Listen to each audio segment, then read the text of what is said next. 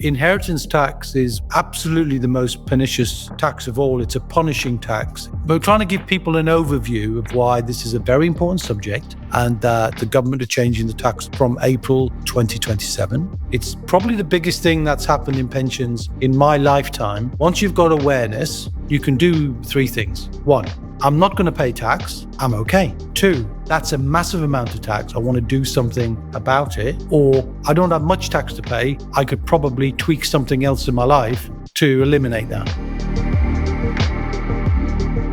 Welcome to this week's episode of Wealth Talk. My name is Christian Rodwell, the Membership Director for WealthBuilders, joined today by our founder, Mr. Kevin Whelan. Hi, Kevin. Oh, Chris, good to be with you again. Did you nearly forget your name? Yeah, I'd rolled out the Rodwell there. Yep. Well, it's been a while, actually, since two of us were together. You've been so busy speaking all around the UK, and I took a break in Ibiza. So it's good to be back. So, Kevin, we today thought we would focus in on a topic that has been talk of the town, really, certainly within our members and clients for the last 6 months since its announcement in the autumn budget. And this is the inheritance tax on pension assets. Big news. Yeah, it's not that that's what we talk about all day. You know, we're a bunch of boring old farts talking about pensions, but it is big news, joking apart, because inheritance tax is one of those things. It's absolutely the most pernicious tax of all. It's a punishing tax. It's often what we call a dry tax, which means you get the tax bill, but you don't have an asset that you've already liquidated to sell it. You know, so you've got to sell something to pay the tax, because you only get 6 months to pay inheritance tax. And it's going to get even more complicated for people with pensions. So let's just revisit what inheritance tax is, then revisit kind of how pensions work within that, and why anybody who's got a family or does not want to see quite a considerable proportion of their life's work, the blood, the sweat, and the years they put in, being taxed twice. Once as they build it, and secondly, when they pass it on. And there are even worse taxes than that when it comes to the fact that when the inheritance is received from pensions, it can be taxed again as an income is drawn. But we're not going to get too deep today, right? So we're not trying to, we're trying to give people an overview of why this is a very important subject, and that pensions are changing, or at least the government are changing the tax on them from April 2027. But just to be aware of inheritance tax. So in this country, when you die, and everybody knows there's a process of calculating the value of something called an estate, everything you own minus everything you owe, and that's totaled up. And everyone has to do a report to the revenue to assess whether any tax is due. Now, not all tax is due, because there are some exceptions. And one of those exceptions, a big one, is there is no inheritance tax to pay between spouses. So you single people out there, you live in couples, well, watch out for that one. Not a reason to get married, I hasten to add, but nonetheless, good to think about it. So no inheritance tax to pay between spouses. So let's kill off Kev with a very large pension. So I'm not happy, right? I'm holding it back, but I'm not happy, Chris. Large pension fund. If I die, which I expect to before my wife, who's younger than me, she will receive the pension value free of inheritance tax. Then inheritance tax will be due on her death. So it's a second death, or unless you're on your own. And then there's some complicated rules about the transference of inheritance tax allowances, you know, when somebody's died and they carry forward to the next person on their death. But in simple terms, we don't get much to play with. So after if you imagine it's second death, so my wife's died and the value of the estate is assessed. In the simplest terms, everyone's got £325,000 worth of tax relief or money they can give basically for free from inheritance tax, which is called the nil rate band, a very odd term. But we get a lot of odd terms in financial services, don't we?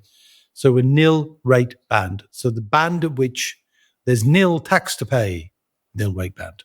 In addition, if you own a home, and you're leaving your home to your direct descendants, not your nieces and nephews, not your best friend round the corner, you go leaving it to your direct descendants, your children. Then you've got an extra 175 called the residence nil rate band. Go figure. Add the two together, That's 500. So one person has 500,000, potentially maximum. They can leave to the next generation tax-free. And if Kev goes before Sarah, my 500 transfers to my wife. That means it's $1 million. So if your estate is going to be less than $1 million, you probably won't see the tax being a real big issue for you. But historically, we always thought pensions were not going to be included in that. So whatever your pension was, it wouldn't be counted in your estate. It was inheritance tax free. From April 2027, that's no longer the case. So what that would do is, in my case, it would shunt the value of the estate, and therefore the estate is worth more than $1 million, which of course you'd expect it to be from me. You're going to end up paying more tax. So could be as high as 40% on the value of a pension fund. And if that, and it, I won't give private figures here, but it's north of 7 figures. So if you pick someone with $1 million, for example, then that's 400,000 going in tax. Now you got 3 kids, you got 400 to the tax man and 700 divided by 3. So the tax man gets more than your kids. It's not right, Chris. And we've got to help people do something about it. Now, I haven't done a full treatise on inheritance tax here. It's not the point of it. The point is people have got to think about their pensions more than ever before in the history of pensions. And one of the big challenges is, as we know, because we've done many snippets of pension stories over the course of our number of years together, Chris, is there's massive amounts of money people have lost and forgotten with their pensions. Billions, 27 billion, in fact, at last count. Now, and if people have got pensions with different companies, and we see it a lot, don't we? How many pensions have you got? Oh, I don't know. Where are they? I'm not quite sure. Well, you have to be sure now. So an action that everyone should take, I'm going to give 3 actions everybody should take, right? So if you're listening to this, please take this action. Number 1, just double check what your state pension is. Make sure you're on track for a full state pension. Now, state pension is not inheritance taxable because it's an income. It's something you're entitled to when you reach state pension age. Currently 66, moving to 67, and it'll keep going backwards. So when younger generation listen to this, it'll be in the 70s and way in the 70s. But just go check that out. Number 2, find out where your pensions are, gather them together so you've got a sense of the value, and then where possible, simplify, consolidate. Why am I saying that? I'm saying that because if you've got a situation where currently, as proposed, the inheritance tax that will be payable to HMRC has got to be paid within 6 months. That's inheritance tax. So if the tax has got to be paid, in order to make it easy for the Inland Revenue to get it, they're going to make the administrators of pensions, so Legal and General, Aviva, Standard Life, Hargreaves Lansdown, whoever, they will have to have the responsibility to pay the tax. Now, if you've got 5 pensions, how on earth is that going to happen? So what will happen inevitably, I think, is all of these pension administrators who never had this work to do before, they didn't have to do it. They just used to pay it out because it was tax-free. Now it's taxable. They've got to work out the tax, then send the tax to the Inland Revenue, then send the balance to the beneficiaries. That's a heck of a lot more work. Wouldn't you agree? Like if you're a company, all of a sudden you got all this work to do. So what are you going to do about that work? You're going to increase your fees. Right. So if you've got someone with 5 pensions, they're going to have 5 fees to pay. Consolidate means it's only going to be done once. Then if you can, and you qualify, and you can over the coming years, or if you've got one already, a limited company, then you're entitled to look into something called a SSAS, or small self-administered scheme, which we've done many podcasts on SSAS, Chris, where the inheritance tax treatment is fundamentally different in many ways. The tax is the same, but your ability to interact, influence, and involve other people in your family, you can make great strides in reducing that inheritance tax. Okay. So it's fundamentally massive now that you do some of those things, right? And we can help with that. Anybody who wants to know more, I'm sure, Chris, you can create some resources. It's probably the biggest thing that's happened in pensions in my lifetime. And it's the biggest thing that's happened to my own SAS pension. And I want to do something to encourage people to know about it. Because once you know about things, which I call awareness, once you've got awareness, you can do three things, right? So think about this in any financial decision. Awareness is everything, because then you've got the picture, but you've got a clear picture, not an unfocused picture, not a smoky, opaque picture. You've got a clear picture of where your pensions are, what the tax is going to be. Then you can make one of three decisions. One, I'm not going to pay tax. I'm okay. Two, shit, that's a massive amount of tax. I want to do something about it. Or I don't have much tax to pay. I could probably tweak something else in my life to eliminate that. So it's either going to be not affected a big style, or affected small. But either way, you should know, because then you can do something about it. The lack of awareness is the biggest single factor that has led to the huge increase in the value of the inheritance tax take-up. So the revenue are taking more money in inheritance tax than ever before, 7 billion a year at the minute, and that will massively go up with the tax on pensions. So as a result of that, they know that most people aren't going to pay attention to this. So please, if you're listening to this, or you know somebody who's got a pension, and let's say they're in their 40s or 50s, let them know about this, because this is action everybody should take. I'm sorry I got on a soapbox there, Chris, but are you okay with the explanation? That's been great. And I'm already thinking our listeners are probably scribbling away thinking, well, there's a lot of information that you've just shared. So what we can do, Kevin, is actually put something together like a guide where we can write that over the next few weeks, perhaps, and then put all of this information step by step. So our listeners can have something to work from. And obviously then if they want to get in touch with us, then you'll be more welcome to do that. So should we put that guide together? Yeah, let's do that. It'll take us a little bit of time, because some of the actual workings out, not in terms of the tax, that's an intention, that's clear, but the mechanics are not 100% clear yet, because it's not yet law. But I think we can certainly put we can create a set of tips and processes to give that awareness, so people can make their own mind up about what they want to do it on their own, or get some help. Very relaxed about that, aren't we? And update that every time the consultation. It gives us a little bit more clarity. But don't wait 2 years. Don't wait till April 2027 and go, well, I'll take some action then. Start doing some small things now. Find out about your state pension. Get your pensions where they are now. Get them consolidated. And if you haven't got a limited company, get one. If you've got a limited company, find out a little bit more.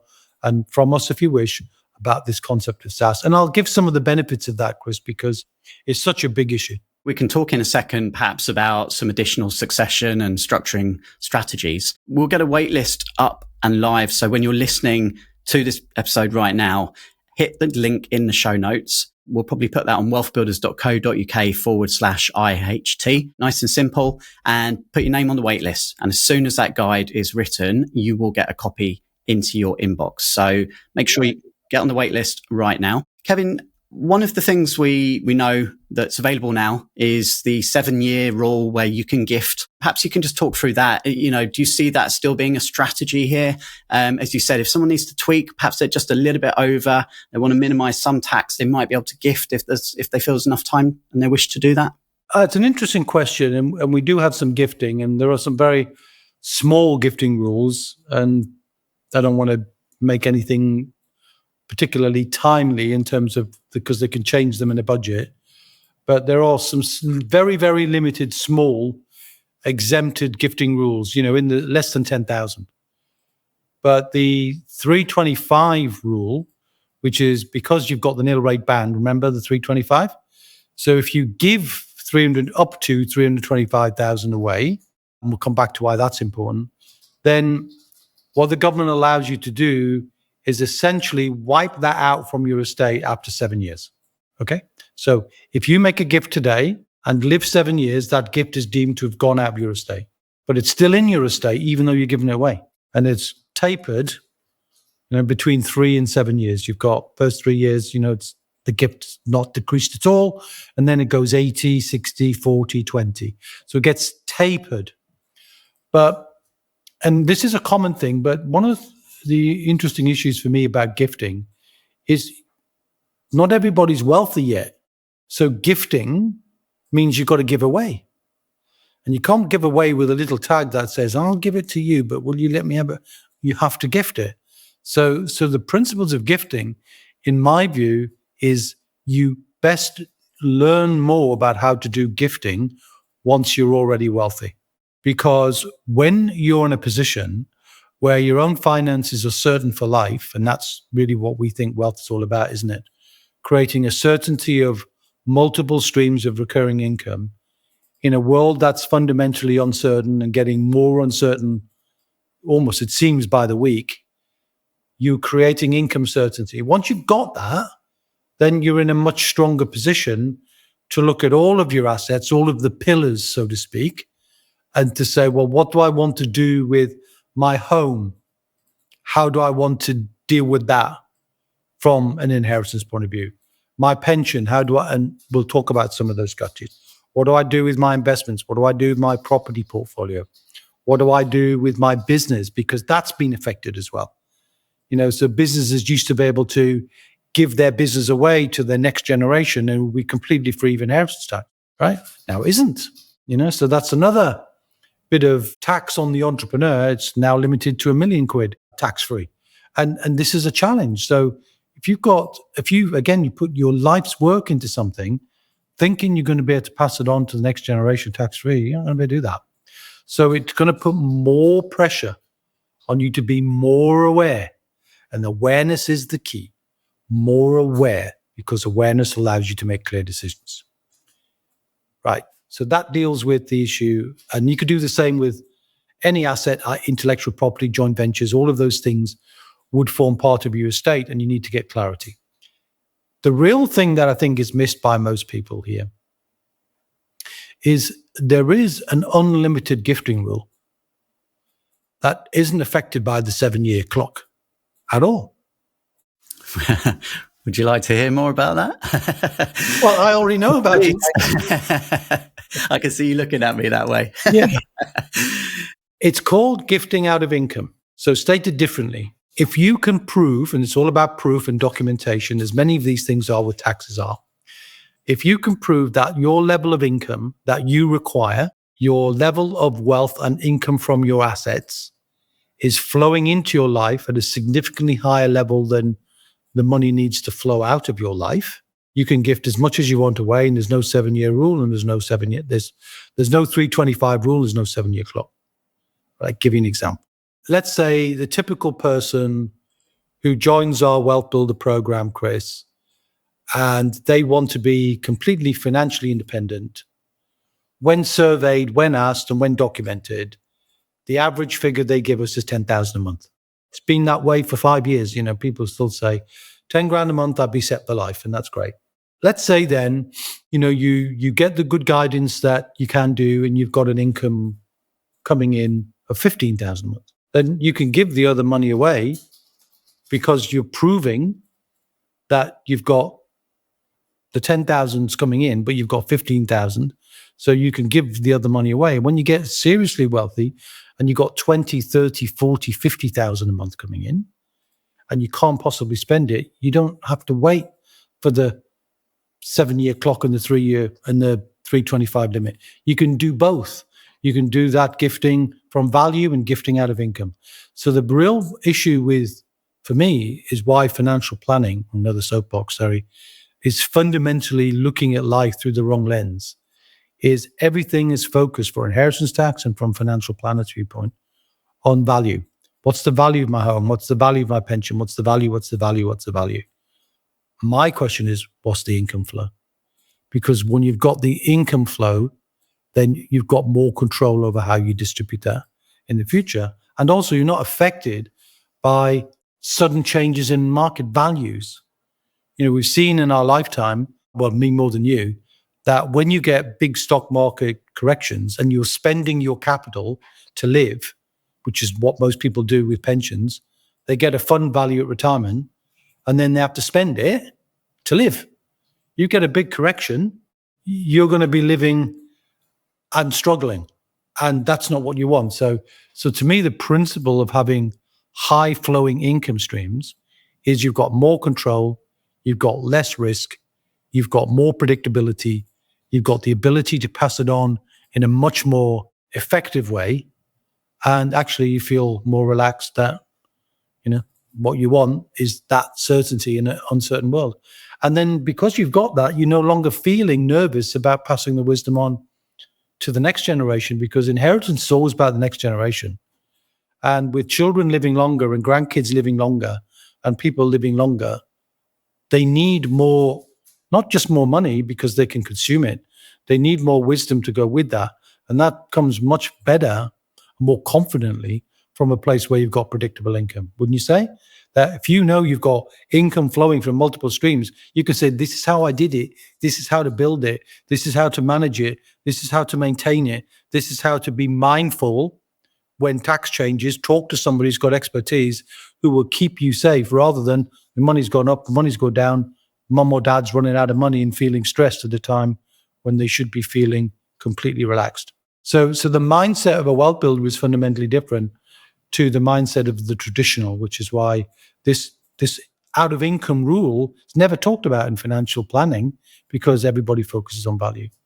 I know we haven't talked about how to minimize inheritance tax on pensions yet, but you keep taking me off on tangents. Chris, you need to get me back on track. Take you off on one more, which is a question that we've received as well about, should I be updating my will to reflect these pension changes? Well, the answer to that seems logical, that you should, right? But actually pensions are not, or they shouldn't be touched by the will. See, a will is to me a will is a snapshot of your wishes. Take a picture of your wishes. And the will just directs what we call the residue, right? So what's left before you made other decisions and made clear directions. So if you don't say anything about anything, the will just says what's left goes this way. But a will doesn't really deal with inheritance tax. It just says, if I die, send the money there. So the tax has got to be paid before sending the money there. So the will and the pension are not related, because if you've got a pension, which for everyone's, serve as a reminder for many, maybe it's new for new listeners, a pension is a trust fund. All pensions are trust funds. They've got trustees. And because it's a trust fund and you nominate the beneficiary, like making a will, but it's, I leave my benefit, my pension to my spouse or my husband or my children or whatever it is, then because you've done that, it doesn't go by the will. It's excluded from the will. Now, obviously, historically, pensions were excluded both from the will and the tax bill. Now they're going to be included in the tax bill, but they still stay outside the will, because I explained earlier on, who's going to pay the tax? It's the trustee, right? They don't need to read a will, so there's no delay. They just pay the bloody tax. So, the will and pension unrelated. But I would say the principle we share in WealthBuilders is not simply wills, it's what we call the roof. And the roof is a well-structured, well-articulated series of structures that have to work together to help control the direction of your money and help minimize tax if you use the right structure. So will is absolutely incredibly important to do that. I think most people have got the message they need to make a will, and that's fine. They need powers of attorney to ensure that, well, if you don't die but you get ill, then decisions can be made, and that's important. Again, it doesn't affect inheritance tax, but it affects the ease of administration in times of challenge, in times of disaster, if you like. So that's important, but they don't do anything about inheritance tax. What affects inheritance tax trusts? So putting life insurance, if you've got life cover to pay a mortgage or to pay your loved one's money if you die, that should be in trust. Because then it doesn't go via the will, it goes directly to the person or people who are nominated, and that's tax-free. Your pension currently until April 27, no will, pays your beneficiaries tax-free. So gradually, the process is about creating wills, trusts, powers of attorney, and even separate legal structures. We can get very complicated. I don't want to do that, where you're creating separate family companies with share classes. So the value sits in the company, but the shares are distributed on your death. And there are many ways that you can create structures that will help distribute the money that you've worked hard in the right way, but they're beyond the scope of the subject of today, which is pensions. I just want to emphasize that key point you've just made there about the life insurance, because if it's not in trust, that will be included now in the total estate, right? Which could be it's not in trust. Yeah. And the simple exercise of putting it in trust, asking your insurance company, can we put this in trust, will, save you potentially thousands of pounds. Well, it won't save you because you're dead, but it will save the beneficiary. But the concept of, you said, ask your insurance company if you can put it in trust. You can. You don't need to ask them. You can. And it's more often than not quite genuinely a tick box and named people. So it's not complicated. I have to put this in trust. And do I need to talk to a lawyer? Do I need to pay fees? No, you don't. You don't need to do that at all. In most cases, the insurance company's already got a trust form and they'll send it to you. You write the name of the beneficiary, tick the box, job done. And if there's one action you take from this episode, then I would say that should certainly be one of them. We've got lots that we've covered, lots that we could cover, Kevin. But for some of our members who have got SSAS pensions, so you touched on SSAS earlier. It's an entrepreneurial pension, a pension for business owners. We've had questions from them. Having a SSAS, does that put me in any better position in terms of my potential liability? Well, the answer to that is it could do. Let's debunk the issues here as far as SSAS is concerned, where inheritance tax is positioned. As you say, it's an entrepreneurial pension, it's a trust fund, but it can only be set up by a director of a limited company on behalf of the company. It's like a company pension for your small company. And because you can uniquely in this country, you can have multi-members in a SSAS. Bizarrely, for reasons written in rules in 1973, when SSASs were first created, small self-administered scheme for those who are going to go and check it out. SSAS for short. Director's pension is the sort of not the acronym, but the kind of more easier language to use. When you create as a limited company a SSAS, what you're saying is, I want permission to run my pension with the same degree of enthusiasm as I run my business. You get to take control. So when you need to take that responsibility and be willing to do that. So it's not for everyone, of course not. But wealth builders generally are more entrepreneurial. They're willing to get more control, to exercise more decisions by intention rather than accident, to do more rather than delegate more. If that's you, SSAS could be a good fit for you. But one of the benefits is because you can have up to 11 members. So if you take a family like a husband, wife, and 3 grown-up kids, you can have. You've got to be 18 to be a trustee, so you have to be grown-up kids. So you've got 5 members. Well, if you've got 5 members, I think there are 3 benefits from that that might be worth sharing. That would be invisible to most people. The first one is there's a concept in SSAS known as earmarking. And earmarking means you can make a decision inside a pension to allocate different returns from different assets to different members of the trust. I won't go into the detail of how, and I'm not saying it's going to solve the problem, it won't, but it can help. The second thing a SSAS can do, again, not well spoken about. And certainly I've never heard anybody tell me they knew this before someone with SaaS knowledge or somebody they know with a SaaS explained it to them. A SaaS can lend money to the company who sets it up. So let's say, you're a property company and you've got a SaaS because you want to buy more property, but you don't want to build your pension so much because you don't want to build the value of the pension pot because you're going to have a bigger inheritance tax bill or somebody will. You can lend up to 50% of the value to your own company, which does two things. One, it puts money in the company's name today, which means it gives an income to the company today. Rather than waiting until your retirement age, you got an income today. And if you wanted to create a company where you shared that with your children, then you can be allocating money basically as a return from the pension to your children and bypassing your inheritance tax lineage. You see what I'm saying? So you grow wealth outside of the pension, but the fuel came from the pension, and then you can redistribute that in your own company in the way that you want. So again, that can help. The third thing I think is useful to know is because you can involve your children, you're creating the true spirit of what we call, Chris, in WealthBuilders, the family wealth business. And the family wealth business is a theoretical concept that we invented. Well, I invented it really, which came from this idea that the wealth of a family has got the same intrinsic importance as a limited company has in somebody's life. In other words, it's got a purpose that's fueled by a passion and a requirement to build a value for somebody else to benefit from, but to extend and to continue to generations to come. In other words, a permanent legacy, not a temporary one.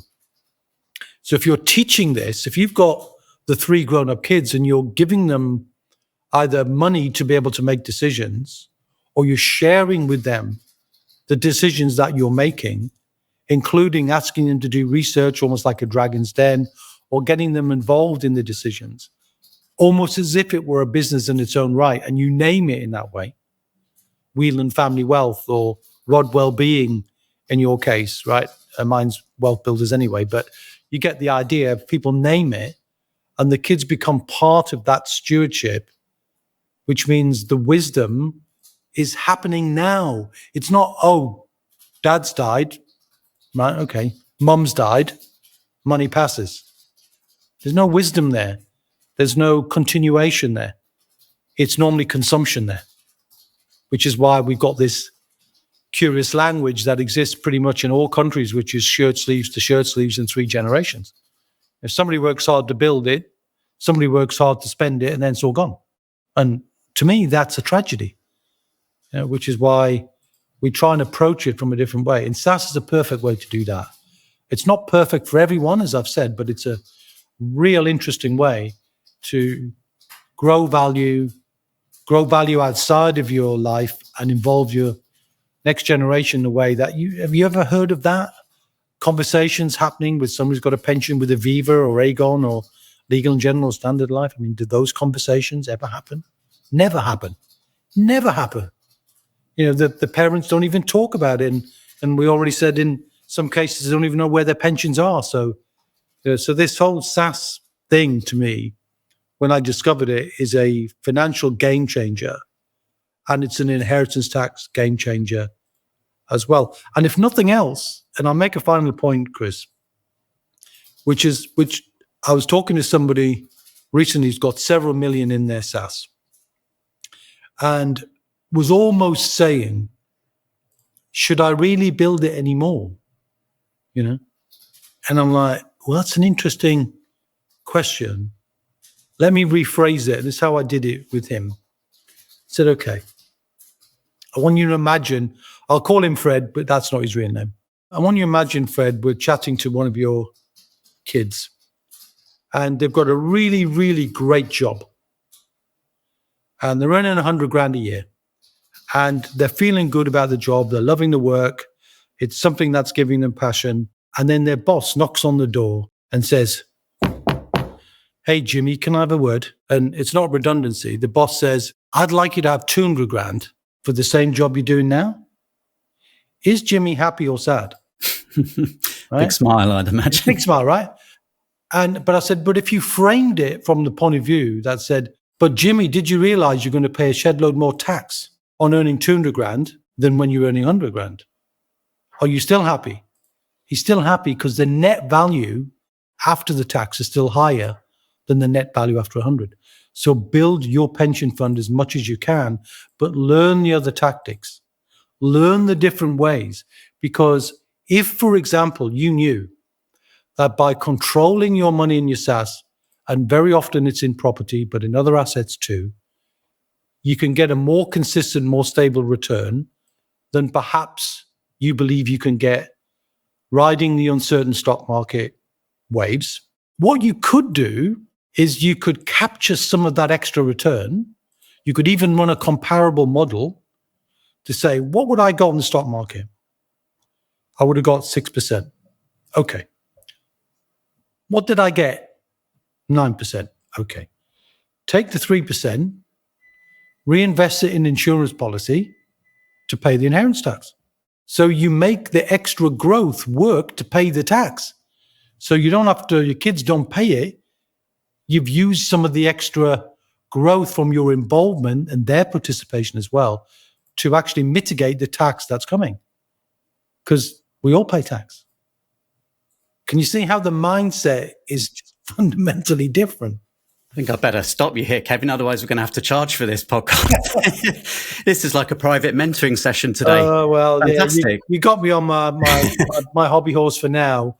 And I often get on these because themes that happen, within terrible things that other people decide to do and influence. And I think it's terrible. So, I absolutely want to make sure that anybody with a pension that cares about this is doing something better. So let's get those resources. Let's build the wait list for people who want to do that. And let's try and help people over the next 2 years take some steps rather than wait 2 years and then go, oh, well, I'll wait in case another government comes in and they undo it. Because they won't undo it. Once this horse is bolted and the revenue are getting more money from pensions, no government's going to change that.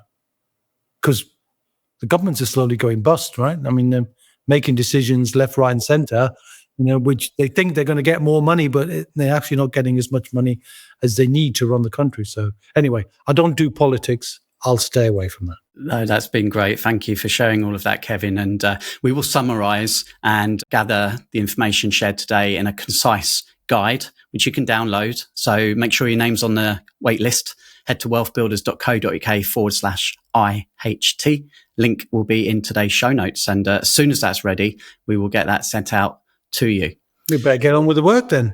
Yeah. And I dare say, if you're listening now, there's someone else, if you think, who might enjoy this episode and learn something from today's episode, well, please share it with them. You are doing them an injustice by not sharing this information with them. You can't unlearn this, right? Once you know this is true, and it's true for everyone, then don't value judge anybody because nobody talks about how much pension they've got. But if they're in their 40s, 50s, or 60s and they've got kids, they need to know this. Okay, well, I hope you enjoyed today's episode. Kevin, you and I will be back same time, same place next week. We will indeed, my friend. And until then, see ya. We hope you enjoyed today's episode. Don't forget that we are constantly updating our resources inside the Wealth Builders membership site to help you create, build, and protect your wealth. Head over to wealthbuilders.co.uk/membership right now for free access. That's wealthbuilders.co.uk/membership.